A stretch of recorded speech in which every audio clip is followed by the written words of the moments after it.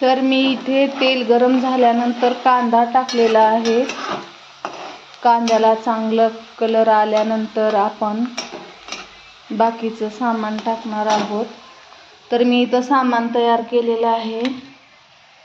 शेंगदाणे आहेत, डाळवं आहेत, कोथिंबीर आहे आणि इथं लसण आणि कढीपाला आणि कोथिंबीरचं पेस्ट केलेलं आहे आणि इथं तिखट, मीठ, हळद आणि गरम मसाला आहे आणि इकडे चुरमुरे आहेत। तर आपण चला तयार करूया। कांद्याला चांगला कलर आलेला आहे। तर आपण आता शेंगदाणे टाकून घेऊया।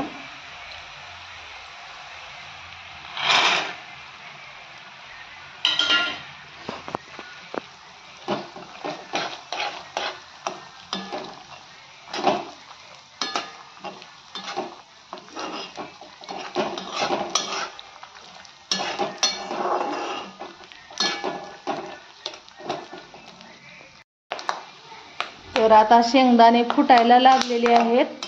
तर आपण यामध्ये डाळवं टाकून घेऊया। डाळवं पण चांगलं भाजल्यानंतरच तिखट, मीठ टाकायचं आहे। तर आपण आता लसण कोथिंबीरची पेस्ट टाकून घेऊया आणि कोथिंबीर पण टाकायची आहे। शेंगदाणे कसे फुटायला लागले।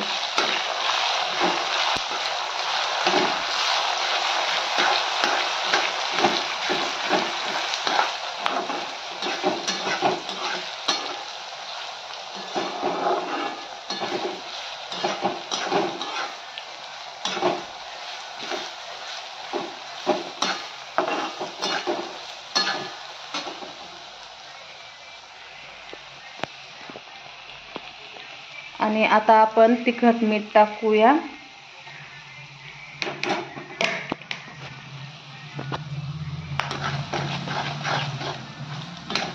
आपल्याला नंतर तेल कमी पडत असं भासत असेल तर आपण ह्या स्थितीमध्ये तेल टाकू शकतो।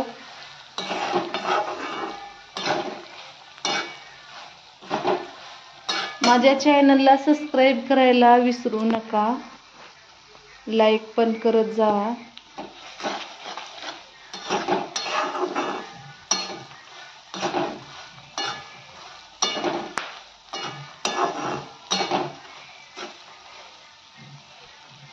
चांगलं भाजलेलं आहे। आता आपण ह्याला ओतून घेऊया।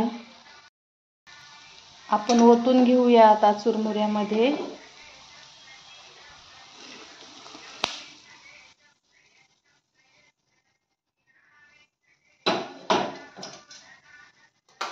आपण कढईमध्ये अशा कोरड्या लाह्या टाकून ह्या पण आपण चांगलं स्वच्छ करून घेऊ शकता।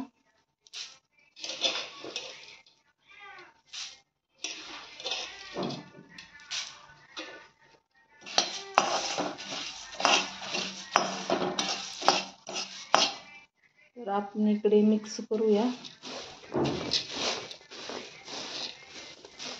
मिक्स केल्यानंतर तुम्हाला दाखवते मी।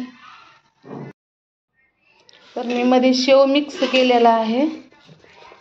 तुम्ही मका पोहे पण मिक्स करू शकता। शेवाची रेसिपी मी टाकलेली आहे माझ्या चॅनलवर, ते पाहून घ्या।